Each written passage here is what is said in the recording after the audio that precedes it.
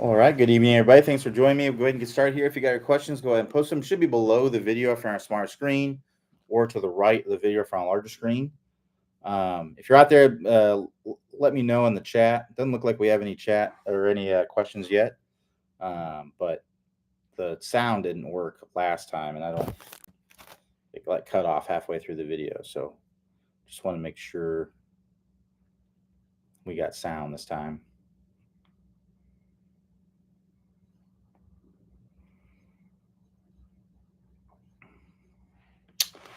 We did have one question here that came in. Looks like late Friday. We'll start here with Don W. Says, "Hey Q, just trying to get an idea of what I can do to get my legs more active in my golf swing. I seem to be stuck when it comes to releasing the shot. Is there any drill I can do to help with this?"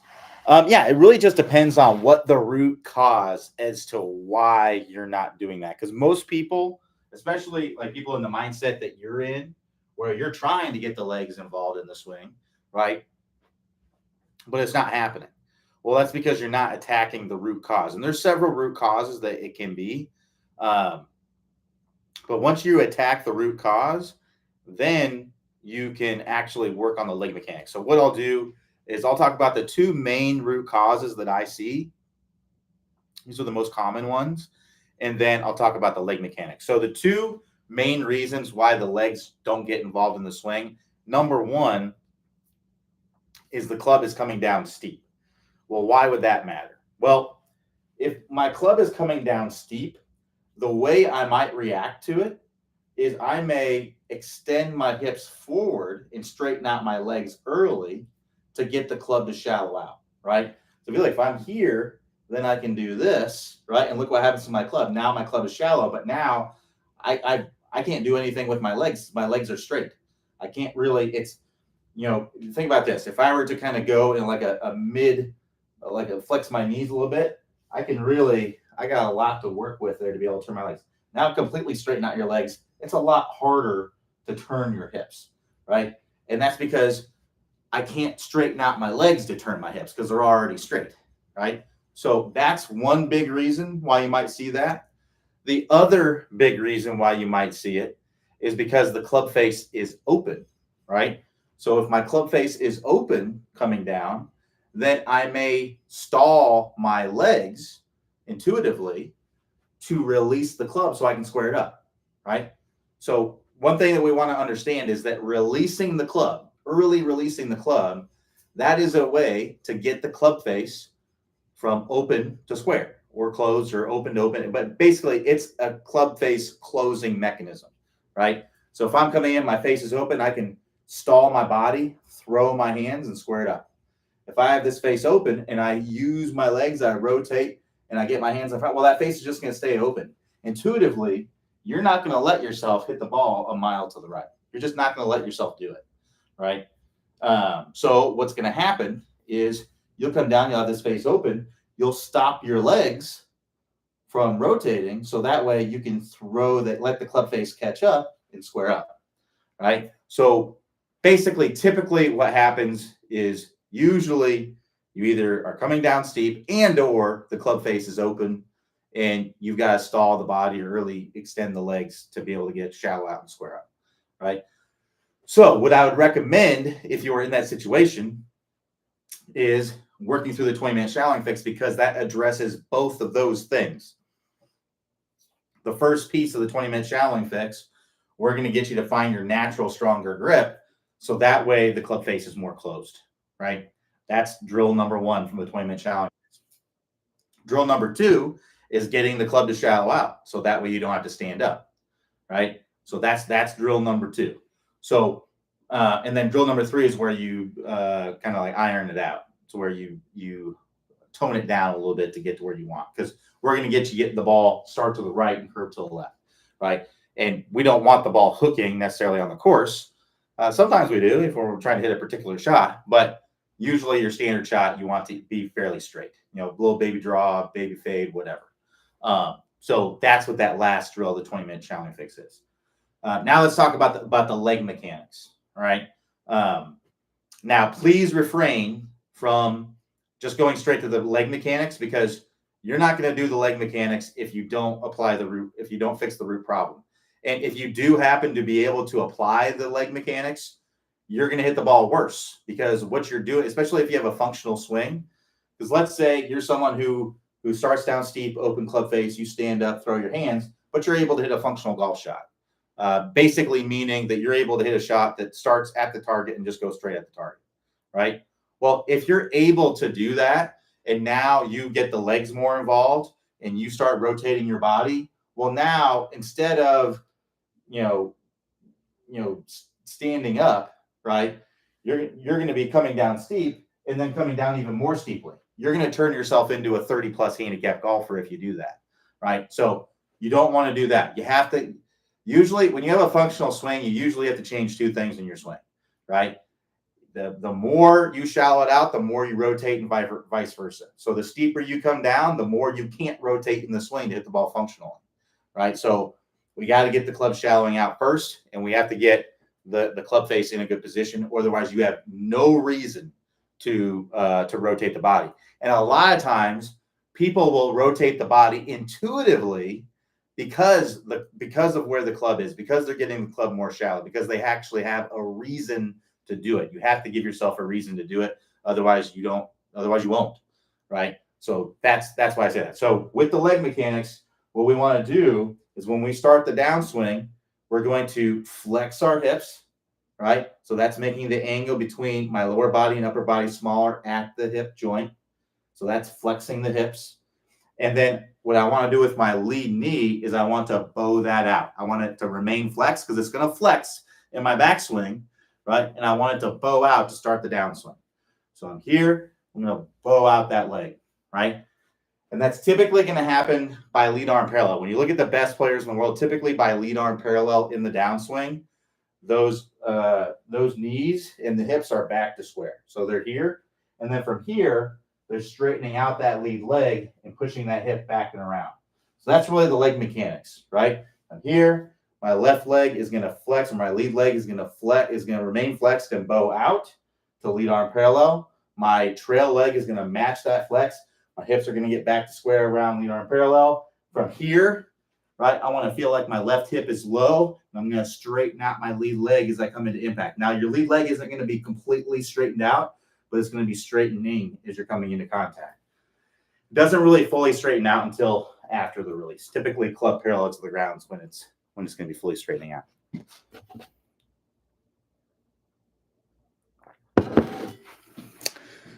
So Reg N says, in the downswing, does the trail arm stay in sync with the turn of the body, or does it move faster than the body to reach impact?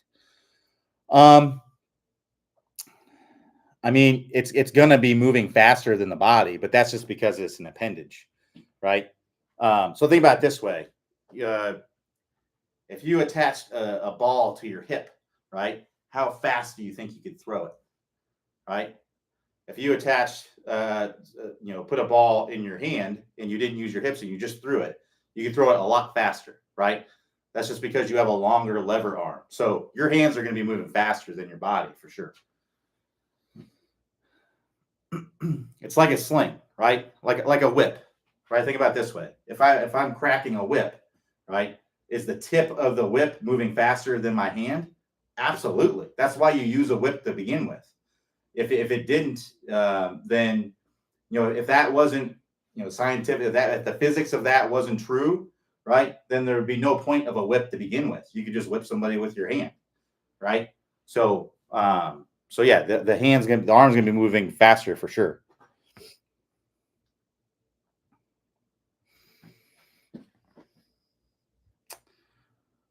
All right, keep the questions coming. Got plenty of time left here.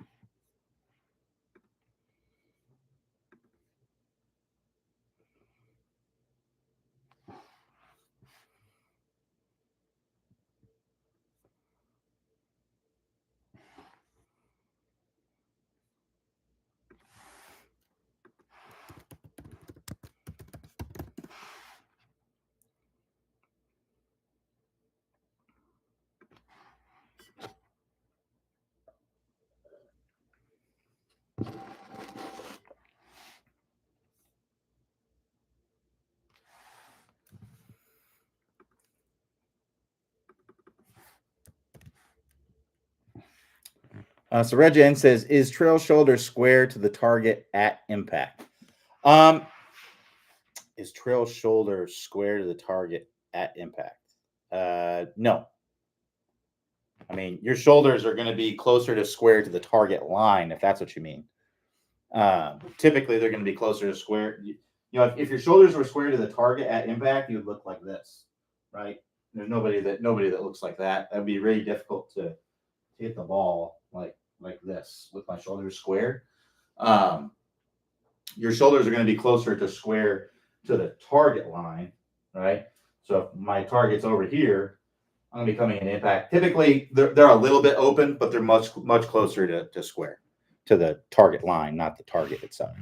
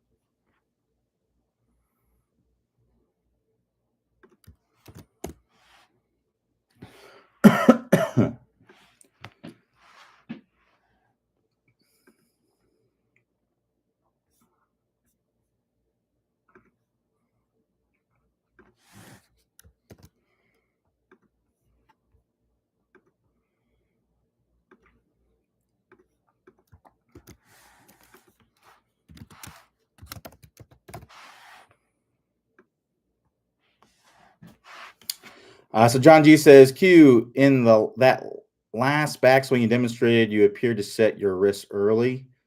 Where do you normally begin setting your wrists in the backswing?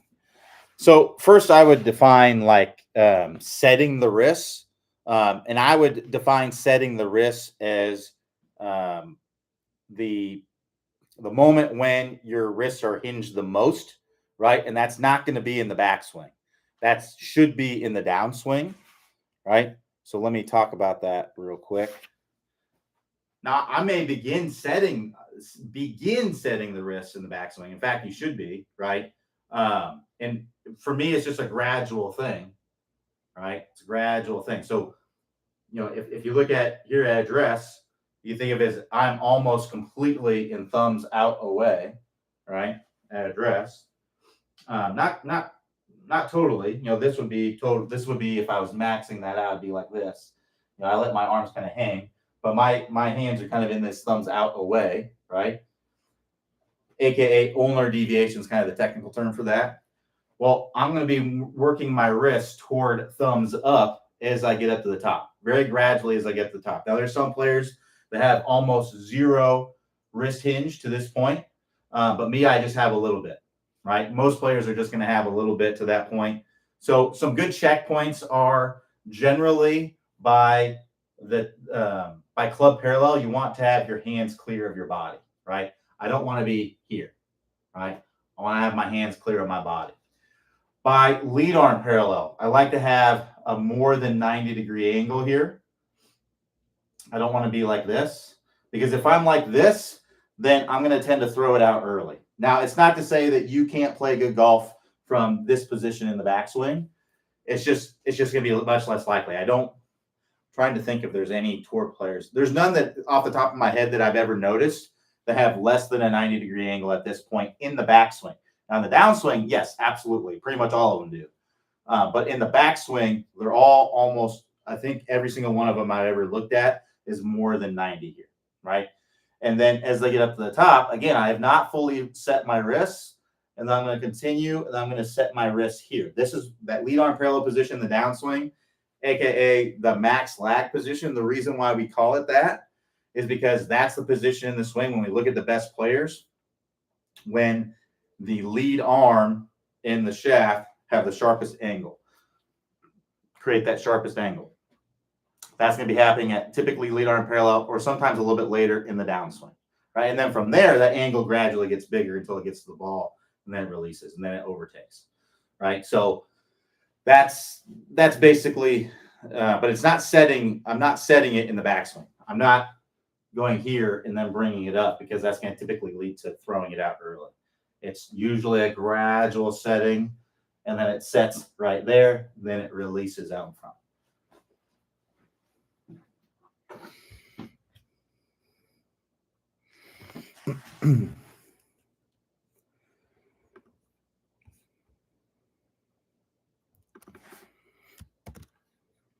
All right, keep the questions coming.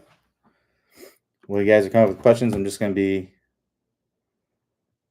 working on some other stuff I got to do.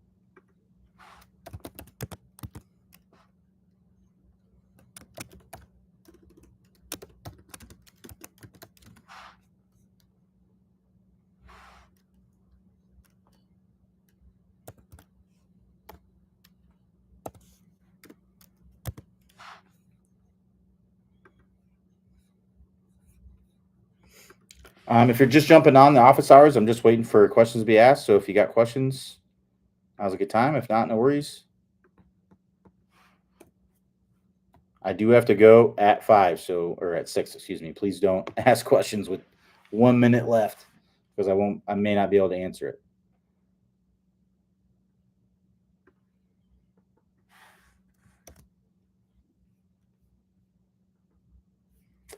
All right.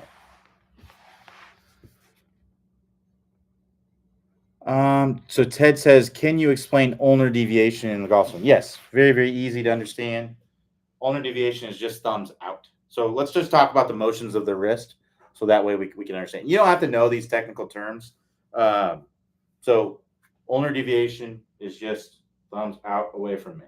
Radial deviation is going to be thumbs up, right?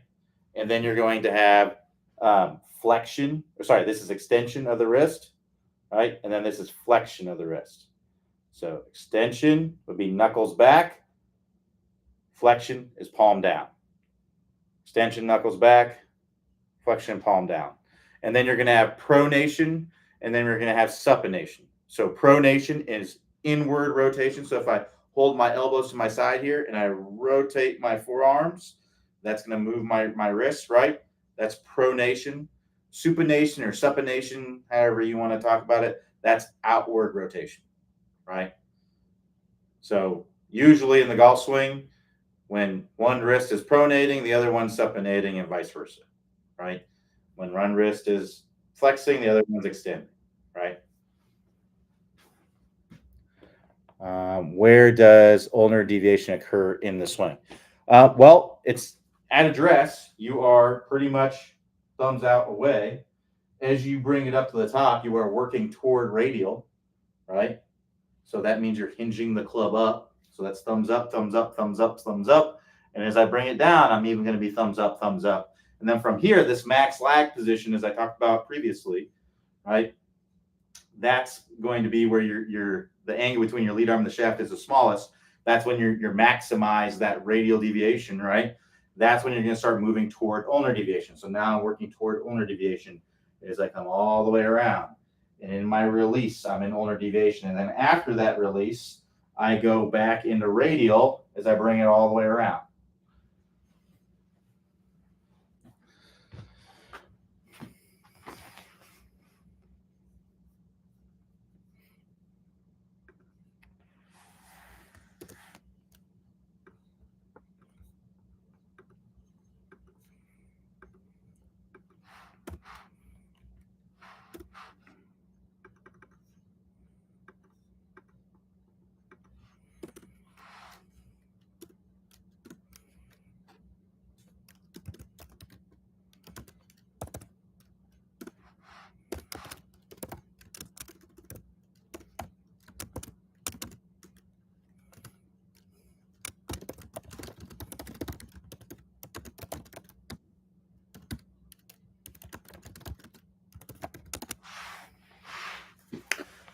So Regen says the trail arms stay in the same relative position to the body as the body turns during the downswing prior to impact.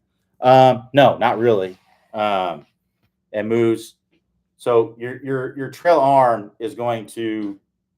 So the way I get questions like this about the trail arm all the time, and I think the best way to think about it is to think about throwing a ball, right? If you were to throw a ball, especially throw a ball like skip a rock across the water, that's really how your right arm is going to work in the swing, right? It's the same motion. So it's not, you can see how it is not in the same place relative to my body throughout the swing.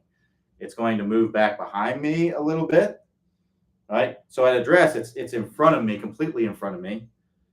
As I go to the top, right, it's going to move back and up away from me a little bit. It's still going to be in front of me, but not as much in front of me, right? So if I turn my body, that's basically the position I'm going to be in. And then when I come down, it's going to work back in front of me and then across me, right, as I release it and come all the way around to a full finish.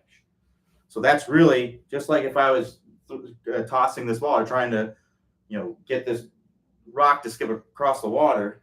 That's the same kind of motion. So think about where your arms are where your right arm is when where your trail arm is, your throwing arm. When you're skipping a rock across the water, that's where it should be in your golf swing.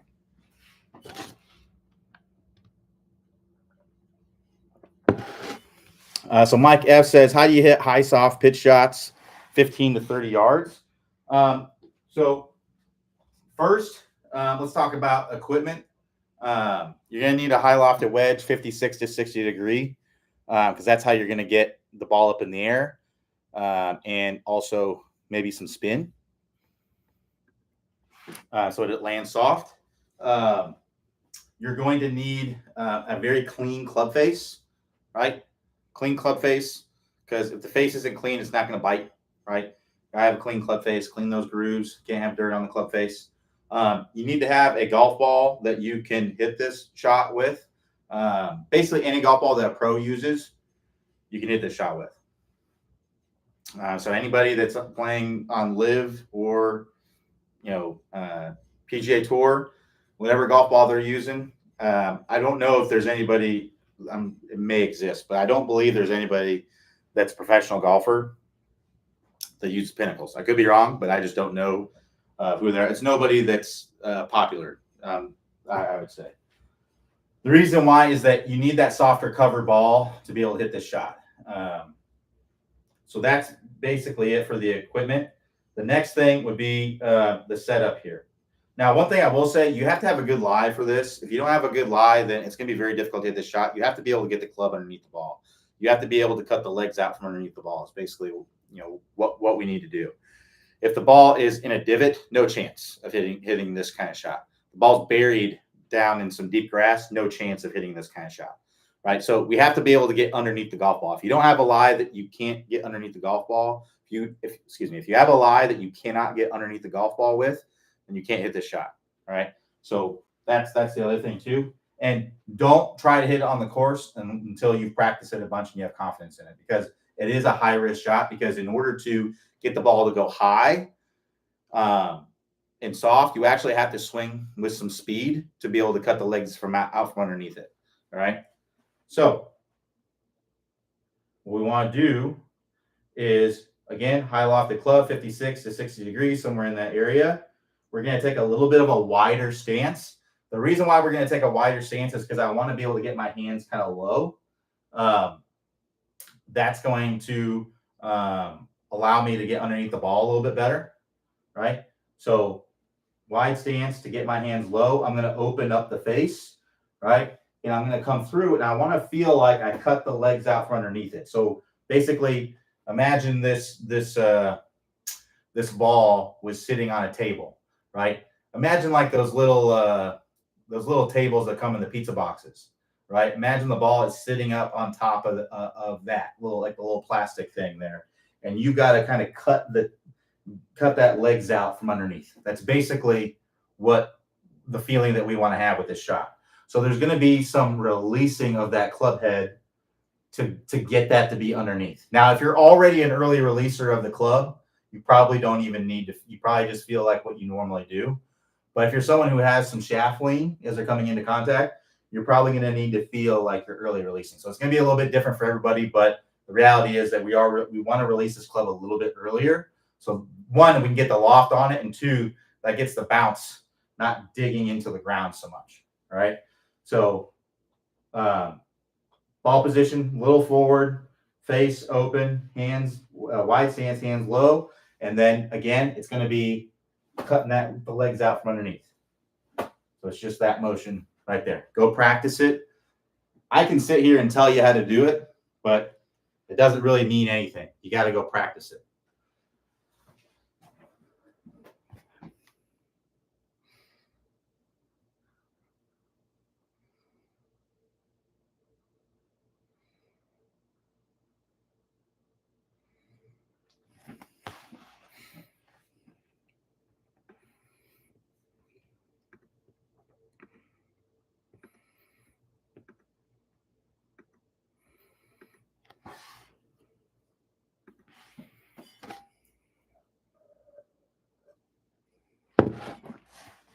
All right, we got about 30 minutes left here.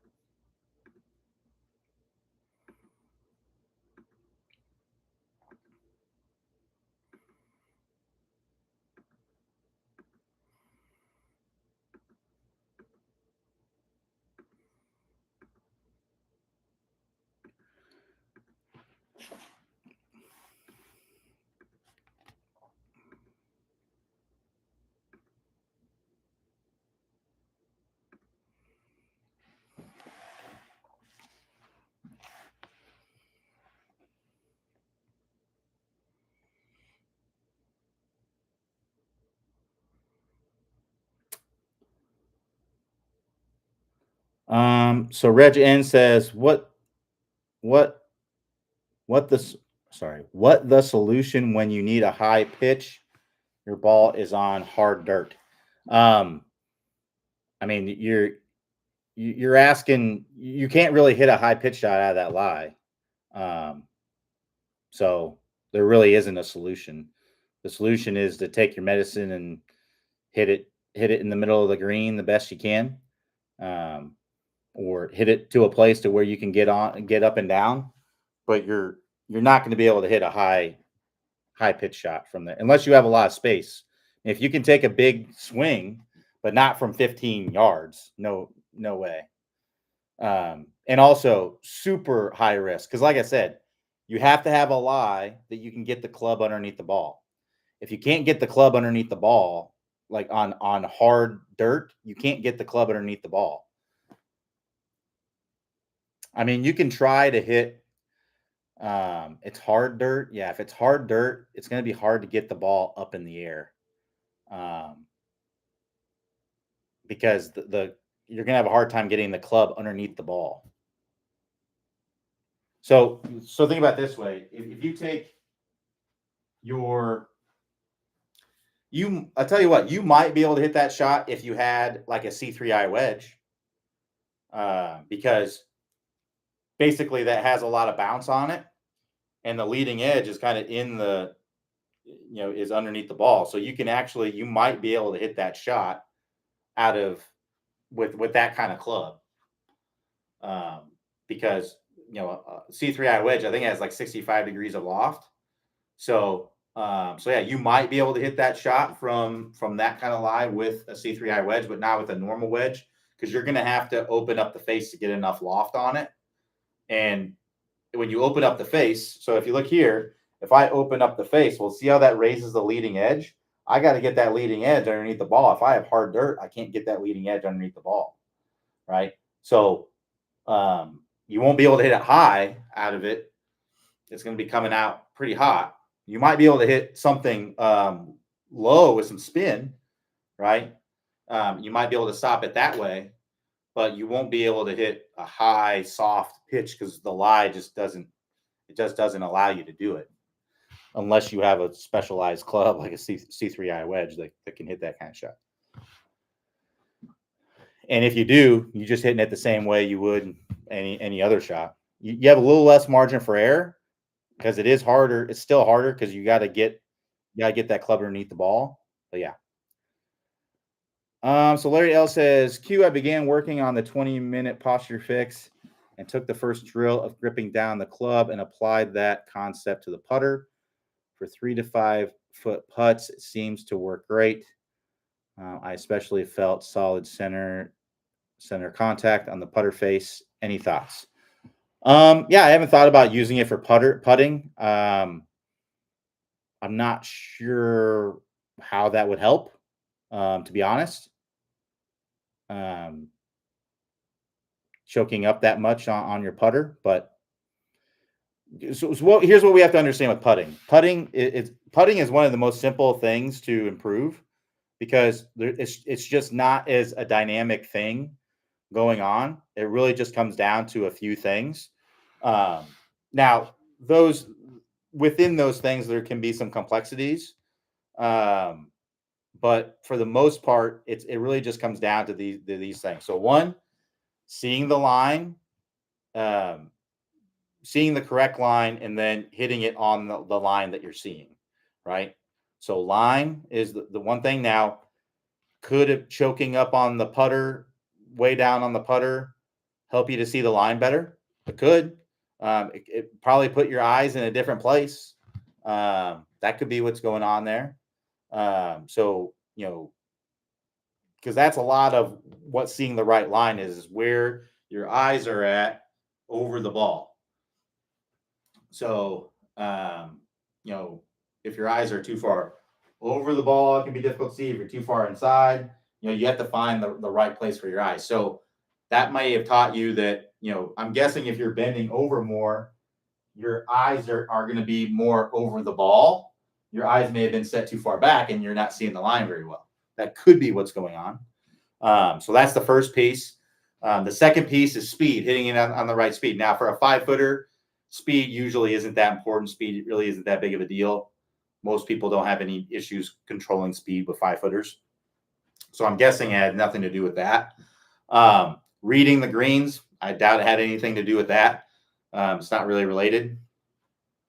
And then mentality. And basically what I mean by mentality is just having the confidence that you're going to make every single putt, even though you understand that you're not going to make every single putt, but you still feel and think you're going to make every single putt. That's kind of what the mentality is. So sometimes when you change something with your putting, so like you see tour players change their grip all the time. I'm guilty of it myself. I'll change my grip when I struggle with my putting, and some of it is it plays into the mentality a little bit because you're not you have like bad memories of whatever you're doing right now. So when you change something, right, it's almost like a clean slate, and now that can help you to to make better strokes and stuff like that. So that could be what's going on there as well. So hard to say. I don't really know exactly for sure, but that has to be along those lines. L'Oreal says it just seemed there was no twisting of the putter face, but more solid contact. Yeah, so we shouldn't be twisting the putter face, right? So you don't want to roll the face open or close. It really should stay fairly square to the arc, right? So when you bring the putter back, right, it's going to open relative to your target line, but that's just because you're bringing it around on an arc that's connected to your body, right? So if the shaft was straight up and down, well, then the putter would go straight back and straight through, right? But you can't. It's illegal to have a putter like that. It has to have an incline. So because it's on an incline, it should go inside and then back out and then inside again. So inside, out, back in, because it's working in an arc around your body, right? So, so yeah, there shouldn't be any. We don't want to be twisting the face open, right? Now, when we bring the club up to the top, we have to open up the face to get it up there, right? We have to roll our arms and our wrists open to get the club in a good spot, right? Because if we didn't, then our swings would look like this. It would look like that, and it would come down like that, right? And that's not really, what we want either. So, that's not going to be very powerful or very accurate. So we got to kind of get that face open, so that way we can shallow it out and then whip it and then, kick it out to the ball as we're coming down. So, yeah, I don't really, I don't know what you're doing in your putting, but you definitely don't want to twist the face open. Try to keep it square to the arc, right? So the hands don't need to be doing any of this, right? Our hands don't want to be doing that. It's just that. It's really just coming from our shoulders and our lats. All right, so if I have the putter here, I just really want to kind of feel it in my lats that's putting. So see how my hands aren't doing any of this? My hands are nice and soft, and I'm just swinging that putter back and forth. I'm not rolling open the face or anything like that.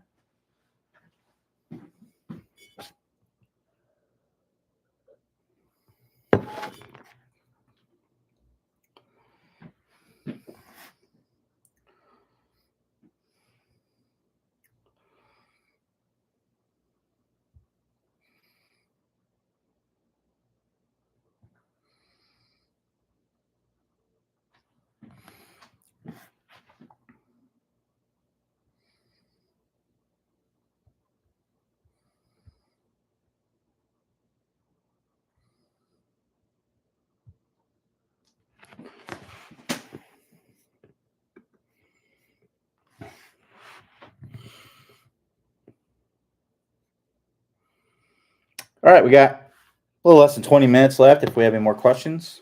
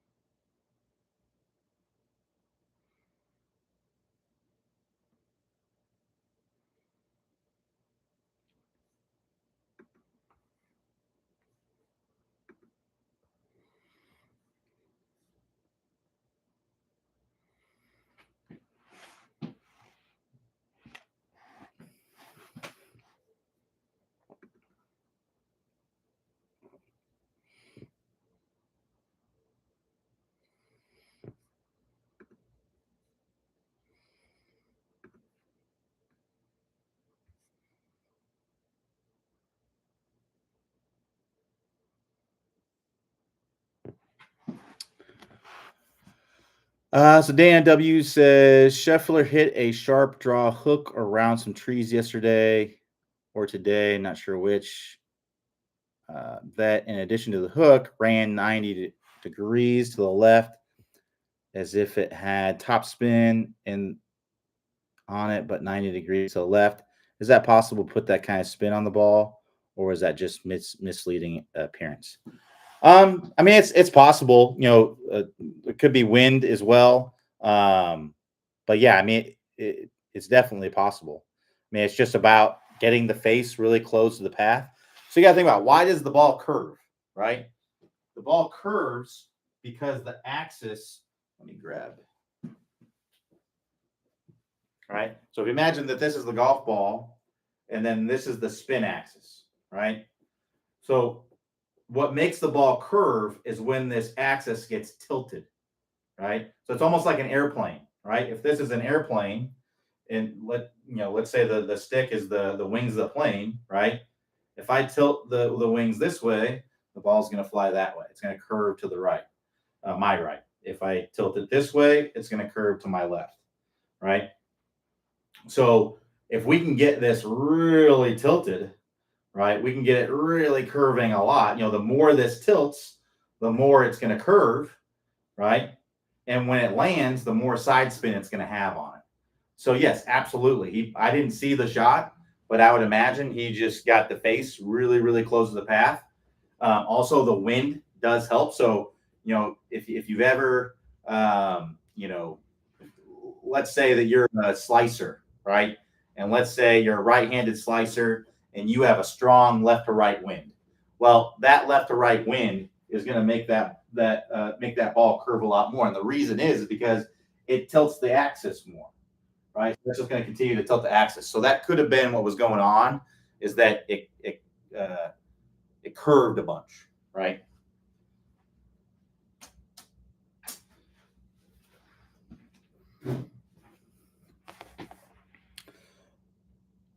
Can you discuss the most efficient way to go through the system? Each section 1, 2, 3, or so. Really, it's up to you. In my opinion, I would go through each piece. So I'd start in the stable fluid spine and then go level 1, level 2, level 3. I think that that's the most effective, but that doesn't mean that you can't do just as well or be more effective doing it the other way, which is to do level 1 of each piece, then go through and do level 2 of each piece, then level 3 of each piece. Either way, it's totally fine.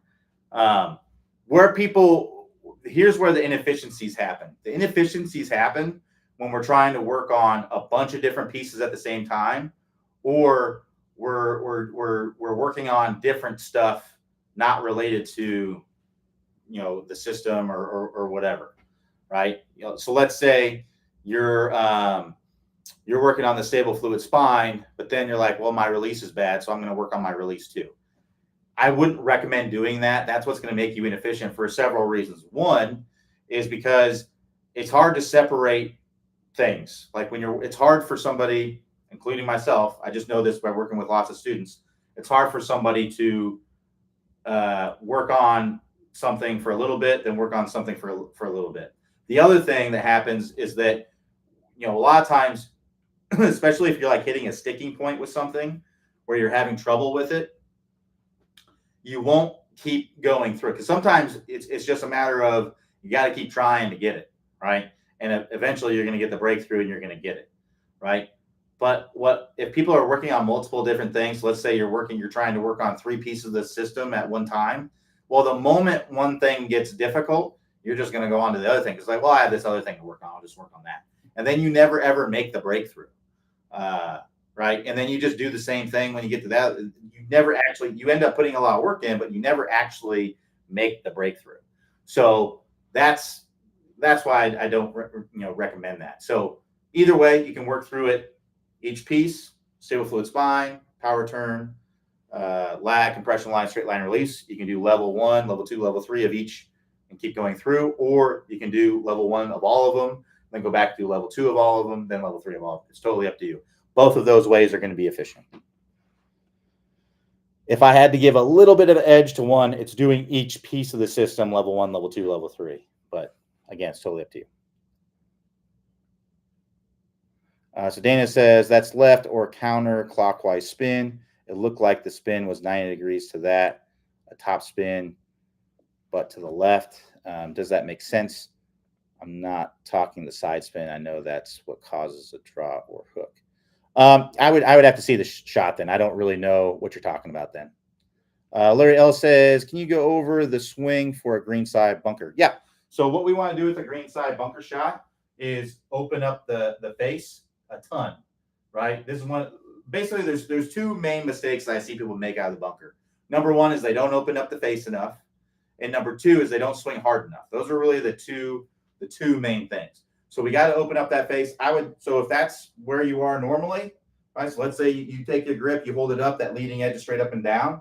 Keep the same grip, twist that face 45 degrees, and then regrip the club, right? That's how open the face needs to be. Basically, you want to get to where that club face is almost pointing up toward the sky, right? So in order to do that, we also want to use a wedge. The reason why we want to open up the face, there's only two reasons for it. One is to get the bounce to where that's hitting the sand first. We need the bounce hitting the sand first. If the bounce isn't hitting the sand first, then the club is going to want to dig, and then you're going to end up chunking it out of the bunker, right? We want that club to glide to the sand. The best visual for this is to imagine water skiing. If you're water skiing, you want to have the nose of the skis up out of the water so that way you can glide on top of the water. You get the nose of the skis down in the water, those skis are going to dive in. That's what's going to happen with the bunker shot. We don't want to do that with a normal bunker shot, right? So we open up the face. The other thing that it does is it gives it loft so that way the ball can go up out of the bunker, right? We want to, usually when you're hitting a greenside bunker shot, you're hitting it onto an elevated surface, right? It's usually you're hitting it from somewhere below, sometimes way below, right, to the green that's above, right? So we need to have that loft to lift the ball, get the ball up in the air. So club face wide open. For the setup, the easiest way to think about this is to imagine that the club, we want the club to basically enter the sand at about the middle of the stance, right? So if I set up here, I'll put an alignment stick here in the middle of my stance. That's essentially, whoops, try to get this lined up for you. That's essentially where I want the club to enter the sand. I'm going to put my ball, 4 to 6 inches in front of that, right? So I'm going to take a nice wide stance here. Part of the reason why I want to take a wider stance is so I can get my hands lower. I want to get my hands lower to get the bounce in there, but also that squares up the face a little bit. Because when I open up the face, that's going to point the face to the right.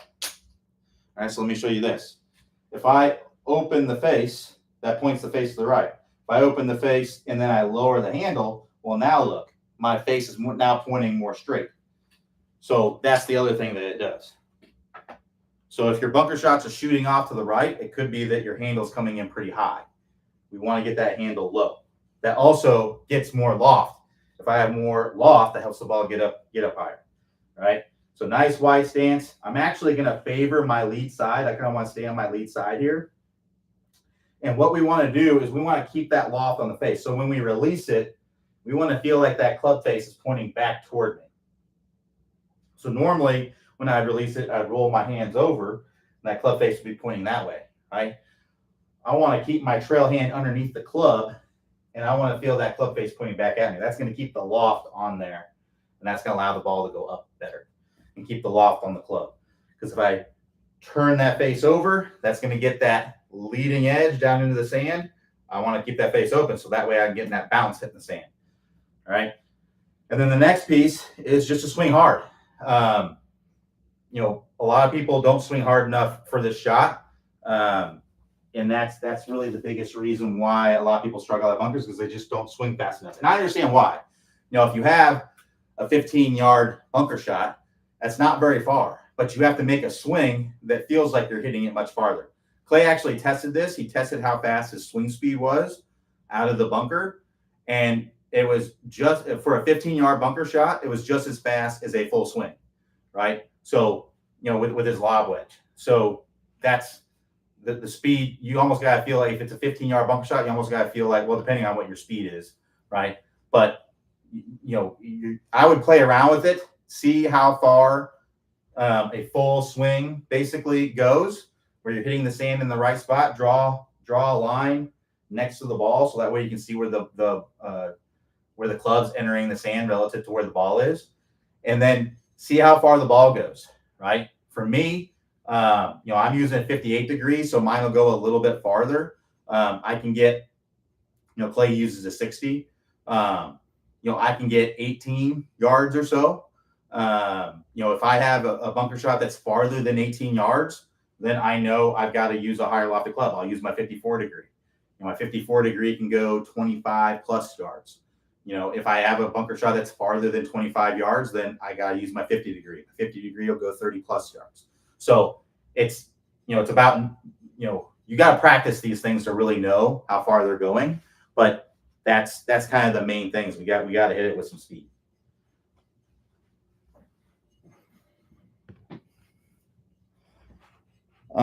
So Dr. Dale says, what has to happen to get the trail foot on the toes at the finish? Does the lead side pull you to that position? Yes.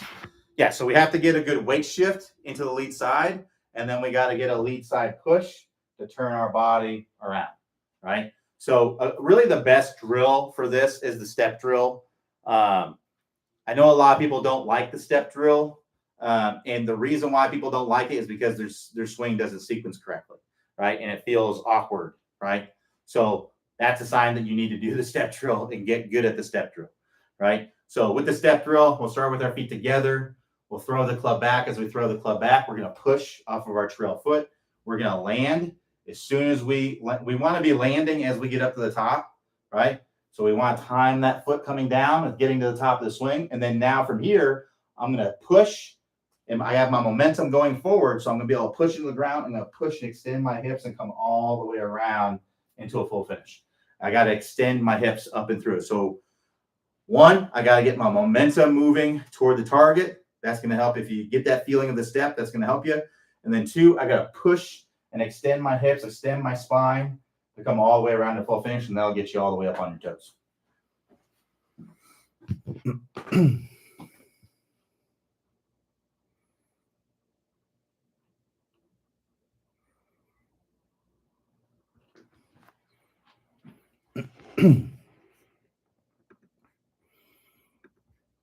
All right, we got a little bit of time left here. If we have any more questions, I do have to go right at 6. So if you have a question, please ask now.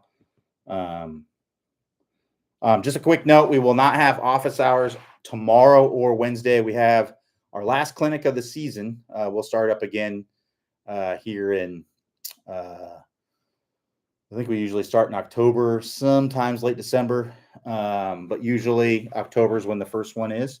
So yeah, it's our last clinic of the season. And then, so hopefully no more missed office hours unless I go on vacation or something, which is very possible. Usually go on vacation in the summer sometime.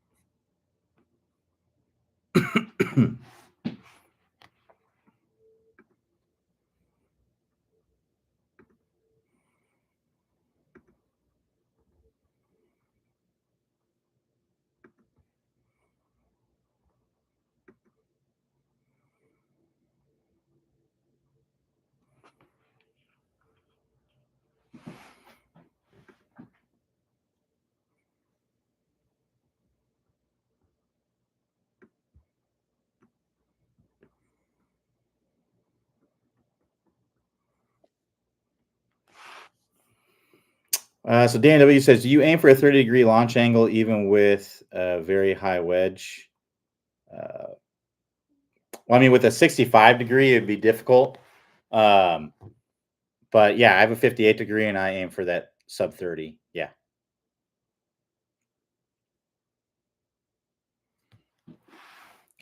65 degrees is not really, um, that's a lot of loft. So it'd be hard to get that under without like putting it way back in your stance and chopping down on it. That's why you don't usually see tour players carry much more than 60. There are a few, like, Phil Mickelson has, I think I don't know if he still does, but I know he used to carry like a really high lofted wedge, like 64, 65. Obviously, I don't think he's hitting like 50-yard, 60-yard pitches with that. I'm guessing he's just using that for shots around the green to try to get a little bit more spin. Um, but yeah, I imagine that's all he's doing. PM grind goes to 64 degrees. Yeah, so I doubt. I mean, I don't know for sure, but I doubt he's hitting like the those low pitch shots with those. He's probably using like a 60 or 50 something for those.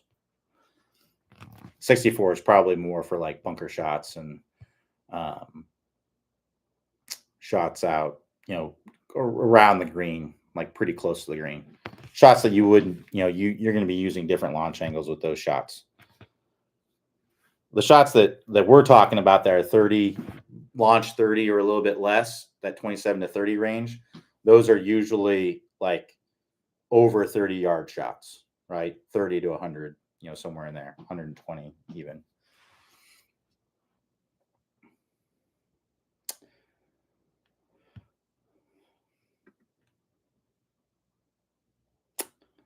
All righty. We'll go ahead and wrap it up right there. Thanks, everybody, for joining me. We'll be back here Thursday, 3 p.m. Eastern Time. Everybody have a good week. I'll see y'all Thursday.